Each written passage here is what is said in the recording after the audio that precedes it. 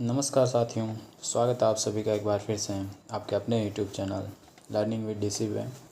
साथियों, हमने अधिगम से रिलेटेड टेस्ट सीरीज़ चला रहे हैं कंटिन्यूस, जिसमें हमने बात कर ली थी। 4 वीडियोस जो है कंप्लीट हो गए थे और क्वेश्चन नंबर 30 तक हमने कंपाइल कर लिया था।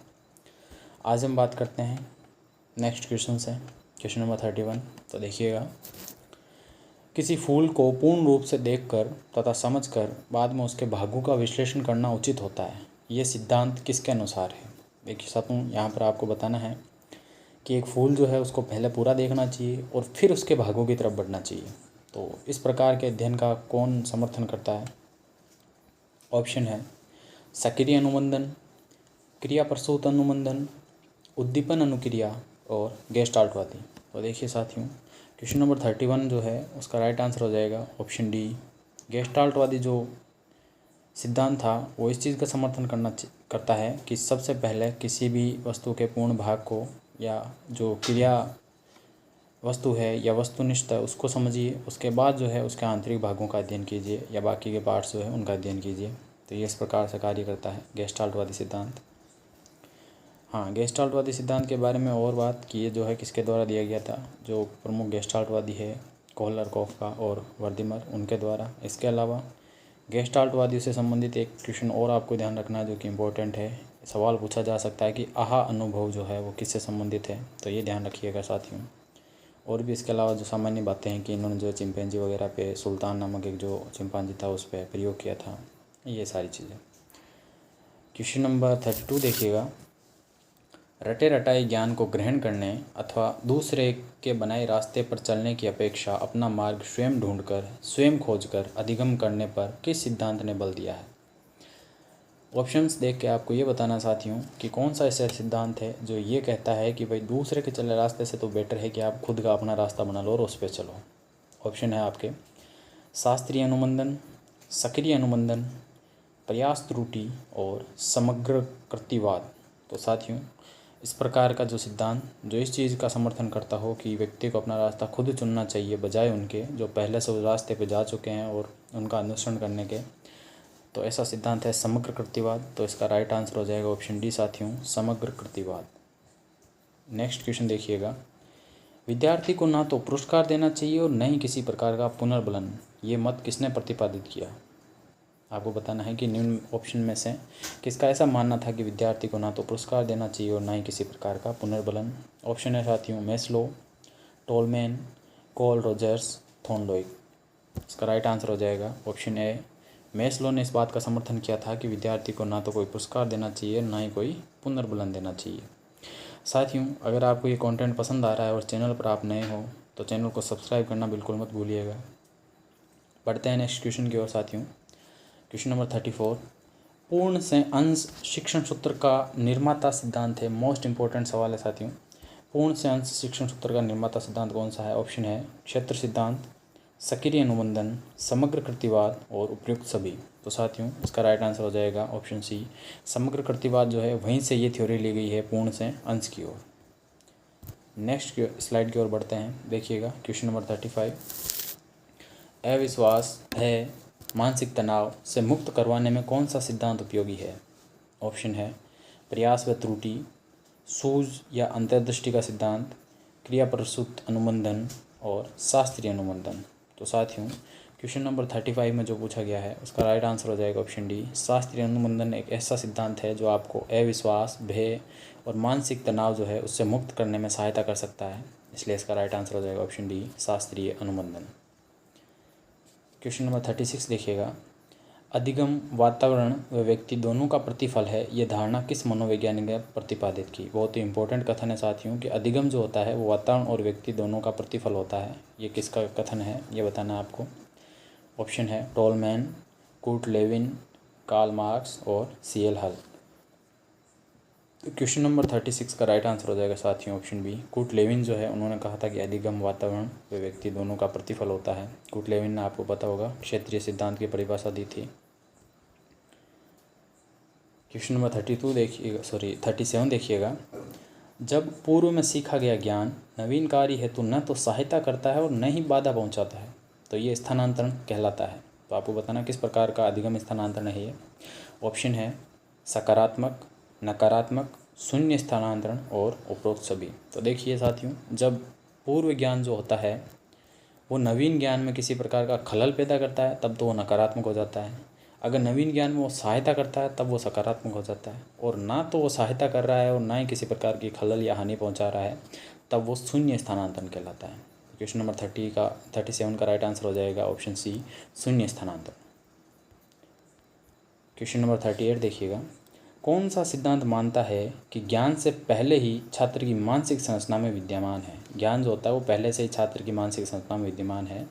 इस प्रकार का जो सिद्धांत है, इस चीज़ का समर्थन करने वाला कौन सा है आपको बताना है। ऑप्शन है व्यवहारवाद, संज्ञानवाद, निर्मितवाद और उपयुक्त सभी। तो साथियों, इसका राइट आंसर हो जाएगा ऑप्शन सी, निर्मितवाद जो होता है वो इस बात का समर्थन करता है कि छात्र के मस्तिष्क में पहले से ही संपूर्ण ज्ञान विद्यमान है। तो इसका समर्थन करने वाला कौन सा सिद्धांत हो जाएगा, निर्मितवाद। ऑप्शन सी 38 का राइट हो जाएगा। नेक्स्ट क्वेश्चन देखिएगा, क्वेश्चन नंबर 39, कल्पना करना, प्रेम करना, घृणा करना किस अनुक्षेत्र से संबंधित है। ऑप्शन है ज्ञानात्मक, भावात्मक, क्रियात्मक और उपयुक्त सभी। तो साथियों, क्वेश्चन नंबर 39 में आपको बताना है कि कल्पना करना, प्रेम करना और घृणा करना किस अनुक्षेत्र से संबंधित है। तो साथियों, इसका राइट आंसर हो जाएगा ऑप्शन बी, भावात्मक अनुक्षेत्र से संबंधित होता है कल्पना करना, प्रेम करना और घृणा करना। नेक्स्ट क्वेश्चन देखिएगा, इम्पोर्टेंट है, जोड़ने का ज्ञान गुणा करने में सहायक होना किस प्रकार का स्थानांतरण है, आपको बताना है। तो यहाँ पर देखिएगा, जब पूर्व ज्ञान जो होता है वो नए ज्ञान में सहायता करता है तो ये वैसे देखा जाए तो सकारात्मक हो जाएगा, लेकिन यहाँ आपको अलग तरीके से बताना कि ये किस प्रकार का, क्षैतिज है, क्रमिक है, एक पक्षीय है या फिर ऊर्ध्वाधर है। तो देखिए साथियों, जब हम अधिगम की बात करते हैं तो सबसे पहले हम क्या करेंगे, जोड़ बाकी सीखते हैं, ठीक है, जोड़ करना या घटाना। उसके बाद हम क्या सीखते हैं, गुणा भाग सीखते हैं, ठीक है। तो सबसे पहले ये और उसके बाद ये, तो एक क्रम से चल रहे हैं। तो साथियों, यहाँ पर इसका राइट आंसर क्या हो जाएगा, ऑप्शन बी, क्रमिक। तो जो जोड़ने का ज्ञान है वो गुणा करने में सहायक होता है। ये किस प्रकार का स्थानांतरण होता है, ये होता है क्रमिक स्थानांतरण। नेक्स्ट क्वेश्चन देखिएगा साथियों, क्वेश्चन नंबर 41, अधिगम की गति अधिक होने पर बनता है, क्या बनता है आपको बताना है। ऑप्शन है ऋणात्मक वक्र, धनात्मक वक्र, उपरोक्त दोनों और समानांतर वक्र। तो देखिएगा साथियों, जो अधिगम वक्र है वो किस प्रकार से बनते हैं। यहाँ पे पूछ रहा है अधिगम की गति अधिक होती है, तो सीधी सी बात है किस प्रकार का वक्र बनेगा, धनात्मक बनेगा। तो यहाँ पर ऑप्शन बी राइट हो जाएगा। अगर अधिगम की गति जो है धीमी पड़ जाती है, इसका मतलब ऋणात्मक बनेगा, ठीक है। तो पहले थोड़ी देर के लिए अधिगम की गति अधिक होकर फिर नीचे आ जाएगा वक्र। अगर इस प्रकार से बनता है, कंटिन्यूस चलता रहता है, तो ये अधिगम पठार कहलाता है, जिसको समानांतर वक्र भी बोला जाता है। और कई बार इस प्रकार का एस वक्र भी देखने को मिलता है, जिसमें अधिगम की पहले गति धीमी होती है, फिर अचानक से बढ़ती है और फिर धीरे धीरे जो होती है समानांतर हो जाती है। क्वेश्चन नंबर 42 देखिएगा साथियों, अधिगम में उन्नति व अवनति के साथ कभी अधिगम पूर्णतया रुक जाता है, तो इसे क्या कहते हैं। यानी कि कभी तो क्या होता है, बढ़ता है, कभी अधिगम घटता है और कभी कभी पूर्णतया रुक जाता है। तो ये किस प्रकार का जो है अधिगम वक्र होगा या पठार होगा, उसके बारे में बताना आपको। ऑप्शन है अधिगम पठार, अधिगम बाधा, अधिगम प्रयास और अधिगम वक्र। तो देखिए, जब यहाँ पर सवाल है रुकने का, पूर्णतया रुक जाती है, रुकने का मतलब एक स्ट्रेट लाइन आना, और स्ट्रेट लाइन का सीधा सा अर्थ होगा कि क्या बन जाएगा, पठार बन जाएगा। तो ऑप्शन ए यहाँ पर राइट हो जाएगा, अधिगम पठार। क्वेश्चन नंबर 43 देखिएगा साथियों, किसका सिद्धांत आर्किमिडीज सिद्धांत पर आधारित है। मोस्ट इंपॉर्टेंट सवाल है साथियों, किसका सिद्धांत जो है आर्किमिडीज के सिद्धांत पर आधारित है। ऑप्शन है थॉर्नडाइक, पावलोव, स्किनर और कोहलर। तो साथियों देखिएगा, यहाँ पर इसका राइट आंसर हो जाएगा ऑप्शन ए, थॉर्नडाइक का जो सामाजिक अधिगम का सिद्धांत है वो आर्किमिडीज के सिद्धांत पर आधारित है। पावलो जो है उन्होंने क्लासिक अनुबंधन दिया था, ये जो मॉडर्न अनुबंधन है या नैमित्तिक अनुबंधन है ये स्किनर ने दिया था, और कोहलर कॉफ का मर्दिमर जो गेस्टाल्टवादी मानते हैं तो गेस्टाल्टवाद वाला सिद्धांत इनके द्वारा दिया गया था। तो ध्यान रखिएगा साथियों, क्वेश्चन नंबर 43 का राइट आंसर हो जाएगा ऑप्शन ए, थॉर्नडाइक। बढ़ते हैं क्वेश्चन नंबर 44, अधिगम को प्रभावित करने वाला कारक नहीं है, ध्यान दीजिएगा वर्डिंग्स पे, नहीं है वो बताना है। ऑप्शन है लिंग, बुद्धि, अध्यापक और प्रत्यक्षीकरण। तो साथियों इसका राइट आंसर हो जाएगा ऑप्शन ए, लिंग जो है वो अधिगम को प्रभावित नहीं करता है, बालक हो या बालिका दोनों ही जो है वो समान रूप से अधिगम कर सकते हैं।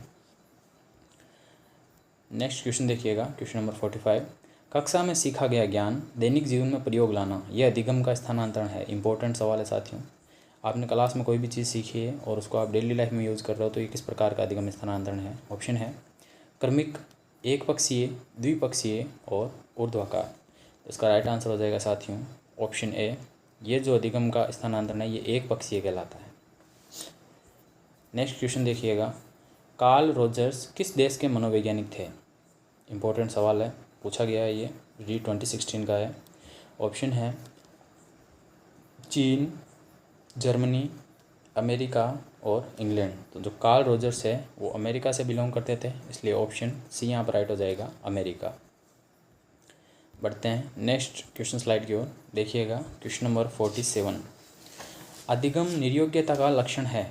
ऑप्शन है भागने की प्रवृत्ति होना, शांत, ऊर्जावान व विध्वंसक होना, अवधान संबंधी बाधा और अभिप्रेरणा का भाव। तो आपको बताना है अधिगम निर्योग्यता का लक्षण, यानी कि सीखने में जब गड़बड़ी होती है या सीख नहीं पाता है ढंग से बालक, तो किस चीज़ में आता है। ऑप्शन है भागने की प्रवृत्ति होना, शांत, ऊर्जावान व विध्वंसक होना, अवधान संबंधी बाधा और अभिप्रेरणा का भाव। तो यहाँ पर देखिएगा सीधा सा आंसर मिल रहा है इसका, ऑप्शन सी जो है, अवधान संबंधी बाधा जब आती है, सीखने में गड़बड़ी होती है, तो वो क्या हो जाएगी, अधिगम निर्योग्यता हो जाएगी। तो ऑप्शन सी यहाँ पर राइट हो जाएगा 47 का सी। क्वेश्चन नंबर 48 देखिएगा, सिखाने के नियम में थॉर्नडाइक ने अधिक महत्व दिया किस चीज़ पर। ऑप्शन है अभ्यास पर, आवृत्ति पर, प्रभाव पर और तत्परता पर। तो साथियों क्वेश्चन नंबर 48 मोस्ट इम्पोर्टेंट है। थॉर्नडाइक ने जो है सीखने के नियम में किस चीज़ पर महत्व दिया है, तो इसका राइट आंसर हो जाएगा ऑप्शन है सी। ऑप्शन सी है 48 में प्रभाव का नियम। ठीक है, प्रभाव पर इन्होंने सबसे ज़्यादा फोकस किया था। अब देखिए अभ्यास का नियम भी था, तत्परता का नियम भी था और प्रभाव का नियम भी था, लेकिन प्रभाव का नियम जो है मोस्ट इंपॉर्टेंट है इनका। तो क्वेश्चन 48 का राइट आंसर हो जाएगा सी। आज के वीडियो का सेकंड लास्ट क्वेश्चन देखिएगा, संयोजनवाद का सिद्धांत किसने दिया। ऑप्शन है स्किनर, पावलो, वाटसन और थॉर्नडाइक। तो साथियों इसका राइट आंसर हो जाएगा ऑप्शन डी।